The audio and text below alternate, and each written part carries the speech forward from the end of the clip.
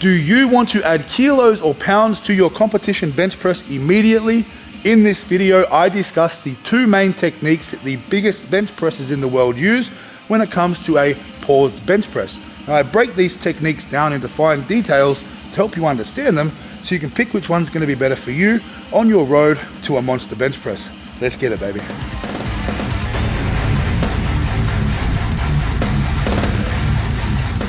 And welcome back to your mum's favorite channel on YouTube, Cult Strength. Now, in today's video, we're talking competition bench press.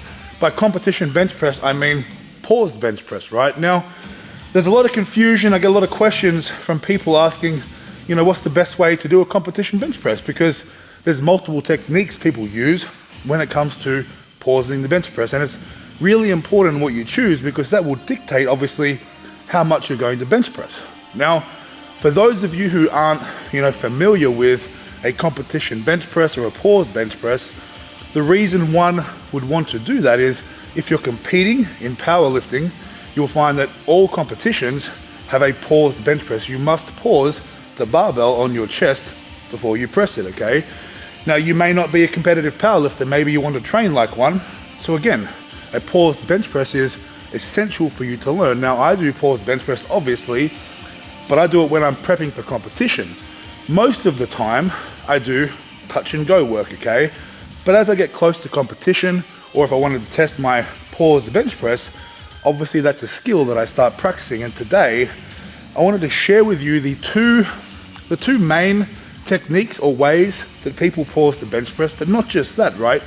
I want to break down each of those techniques for you so you can perform them to the best of your ability, because obviously performing these techniques poorly versus well also dictates how much you lift.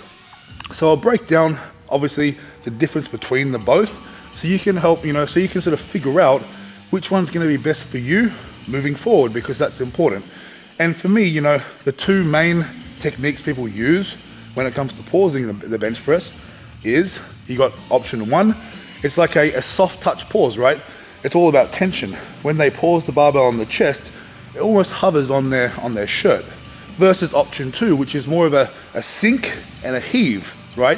Where the bar really sinks in to the chest. They're the two main techniques I'm going to discuss with you today, and I'll break them down into fine detail for you. But yeah, it's going to be a good day. I hope it helps. Make sure you like this video, drop a comment, and subscribe, baby. Let's go. All right, baby. Now, the first technique that I'm going to show you when it comes to pausing is what we call the soft touch or the hover, right? Now, this technique is so successful due to the amount of tension when done correctly that you can produce, right? Now, creating and maintaining tension is absolutely optimal when it comes to lifting huge amounts of weights and remaining injury free, right? So it's a very good technique to use, and that's why it's very popular. Now, there's pros and cons to this technique as well. Pros, as I said, maintaining tension, full control, which is really nice for shifting heavy weights. It's an effective way to obviously stay injury free, okay, but when it's done correctly. There's downside to that as well. Typically the soft touch bench press is a little bit slower with the eccentric portion, typically meaning that you're going to be using more energy or expending more energy on the way down, okay, before you press it. Now, it's a trade-off, because compared to the other technique, the sink and heave, you're maintaining or you're keeping all that energy because there's no emphasis on tension on the way down per se, right? It's about getting it down to the chest quicker. So that's kind of the trade-off here. Although you're under obviously tension for a longer period of time, that can be fatiguing, but again, the tension that you create can be worth that, okay? So I'm going to give you a demonstration of the soft touch pause. I'll do 3 repetitions, and just pay attention, because when you compare this to the sink and heave, obviously it's very different, okay? We've got 140 on the bar, just for demonstration's sake. As I said, 3 repetitions with a very soft touch. Now, while I'm pausing the barbell on my chest, right, when I'm doing the soft touch, it's about having it hover, okay? There can't be any downward movement. When we pause the bench press, it must come to a dead stop. There can't be any movement whatsoever. If you're in competition and you're doing, let's say, a paused bench press, you're not going to get a competition call or a press call until the bar is at a dead stop. Now, when it comes to efficiency, the faster you get the bar to stop, the better, right? Because you're going to get that press command quicker, or meaning you're going to be able to press the weight quicker because the bars come to a dead stop faster. So you're under tension for a shorter amount of time. So maximum efficiency is really important when it comes to being maximally effective, okay? I'm going to give you a demonstration now. And let's say I'll do the first rep as an example, a little bit slower than the second and third reps, right? But ideally, we still want to be able to move the bar at a relatively fast pace, but not so fast where we lose tension. That's the trick here, right? You must maintain tension. That is a non-negotiable with this technique. Let's go.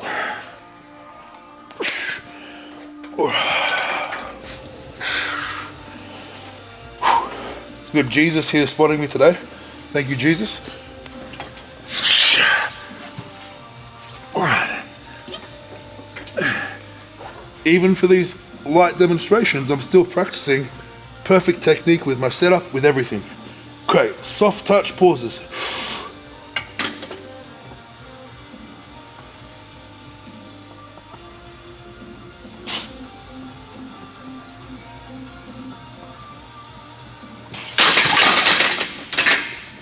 Right, so as you can see there, while I'm pausing it, the bar is not sinking into my chest at all. I'm maintaining full tension for the entire time. And as I said, right, that can be draining on your energy.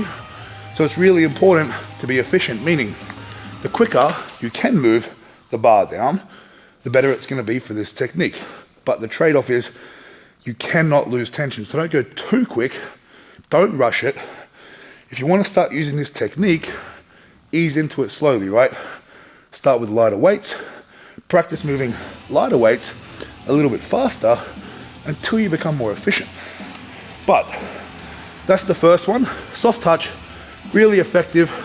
Obviously tension based, but yeah, the trade-off being you're under tension for a little longer, so it can be fatiguing, but it is what it is. Next, we'll talk about the sink and heave and the pros and cons of that as well. Let's get it. All right, baby, now that's the first technique. Now, before we move on to the second one, I'll just quickly address this question I get a lot. How long should you pause the barbell for? In my opinion, it just needs to come to a dead stop, okay? You can train long pauses if you want to, but the act of pausing, it's not about how long you pause it for, it's about getting it to a dead stop as quick as you can. Now, in competition, you're gonna get some referees that are gonna make you pause it for longer than others. Some referees like to make it about themselves, right? But the rule book states the bar must come to a complete stop before you get the press command. So just make sure it's coming to a complete stop. And keep in mind, if you're doing a lot of repetition work, it can be very fatiguing doing long pauses for multiple reps, which can obviously sell you short of how much weight you're gonna press throughout your sets. So it's also important to not overdo it with the pausing in practice, right? But make sure that you're efficient and effective when it comes to pausing, you know, effective enough. So make sure you get your practice in, but it doesn't have to be like 2 or 3 second pauses, right? It could be a half-second pause or a 1 second pause. Now, technique 2, the sink and heave. Very different to obviously maintaining tension like the first technique. This technique is more based around being as efficient as possible in conserving your energy for the press. Okay, so the basis of it is, although it's not tension based like the slower, you know, hover on the chest pause, we still want to maintain tension. This is where people get this technique wrong. They see the sink and heave done, but when people do this sink and heave and they drop it into their chest and pause it, you still have to maintain tension. You still have to maintain that retraction and depression in your upper back, right? We can't bring it down and go, oof, like this. We can't be rounding through our upper back. So we still need to maintain position and a level of tension. But the main difference is now, because we're not hovering on our chest, we're allowing it to sink in, that when we're pausing it, we don't have to hold the full weight in our hands, right? We're now allowing some of the weight to rest on our chest, which is saving energy for the press. So some would argue that this is a better technique. I've used the sink and heave for a long time, right? At the moment though, I'm starting to incorporate a little bit more of the hover pause or the hover bench pressing, right? to really tighten up and build more tension, because I found that was lacking. And you may go back and forth between techniques, and that's also okay, right? But eventually you'll find one that really works for you and you'll stick to it. But I can't say which one's better, because there's a lot of huge bench presses that use the sink and heave. There's a lot of huge bench presses that use the tension pause, right? The hover pause. So they both work. And you know, which one's gonna work better for you? That's gonna be dependent on you, and obviously which one you wanna practice more as well. I'm simply here to display and give you the options so you know how to perform each one of them, right? So I'm gonna give you a demonstration of the sink and heave. And as I said, what's really important here is that you still maintain a good level of positioning and tension when you pause it on your chest. We don't want to flatten out and lose all tightness. We still want to keep that retraction of our shoulder blades and our scaps. I'll give you a quick demonstration and then we'll talk a little bit more about it. I'll give you 3 repetitions, and yeah, again, it's not like, and okay, I'll say this, if you're just starting this technique, don't just drop it into your chest. We're not dropping it in. It's never about dropping it in. It's about pulling it in, right? We're not letting the weight come down. We're not letting the weight control us. We're actively pulling that barbell in to our chest. But at the same time, just like the hover pause, we still want to try and meet the bar with our chest, right? We want to come towards the bar as we bring it down. The same rules will apply, except it's being sunk into the chest a little further. And to generate that power with the press, there's a bit of a heaving motion, right? To generate a bit of power off the chest. And you're allowed to do that in competition. People get confused because you're not allowed to have downwards movement after the press call. And I may give you a little demonstration of that after I do this. But right now, we'll do 3 repetitions with a sink and heave pause, and then we'll chat some more. If you find this helpful, which I hope you do, like this video, drop a comment, and subscribe. Yeah. Let's go.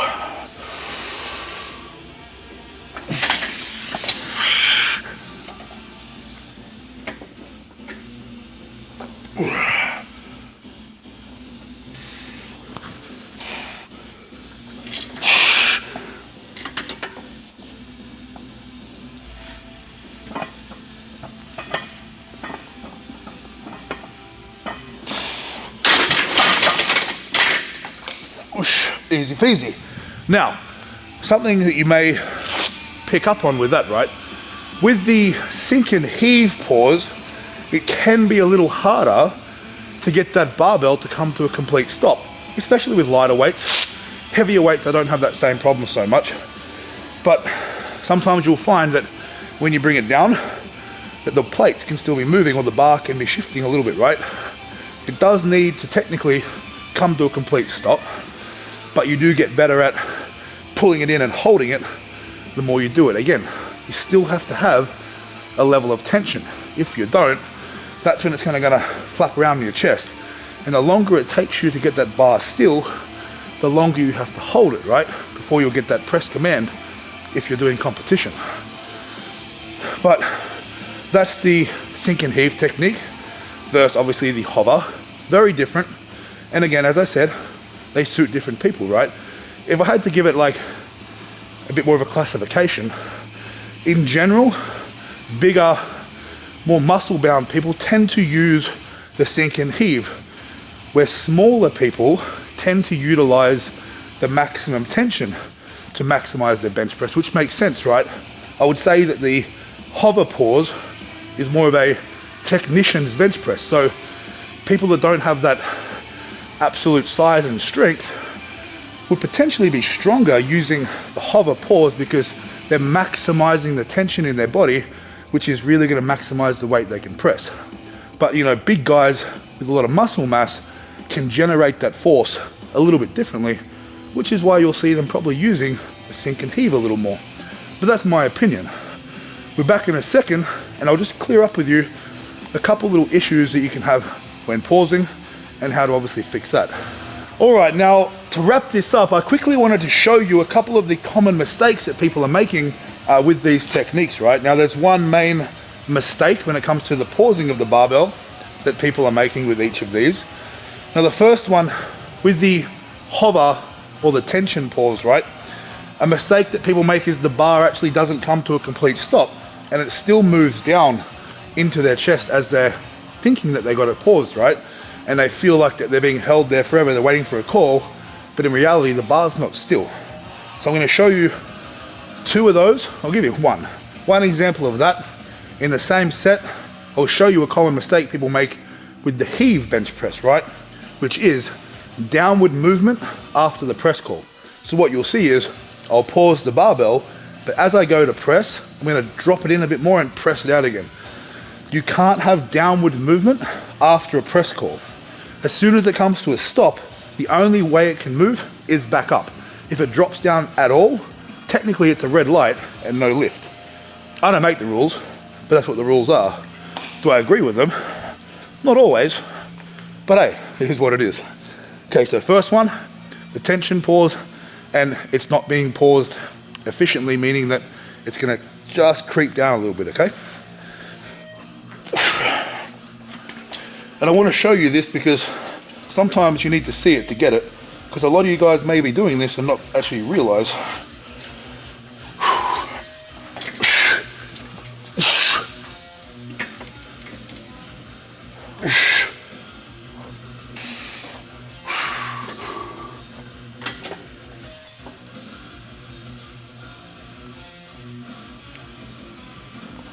All right, now the heave problem.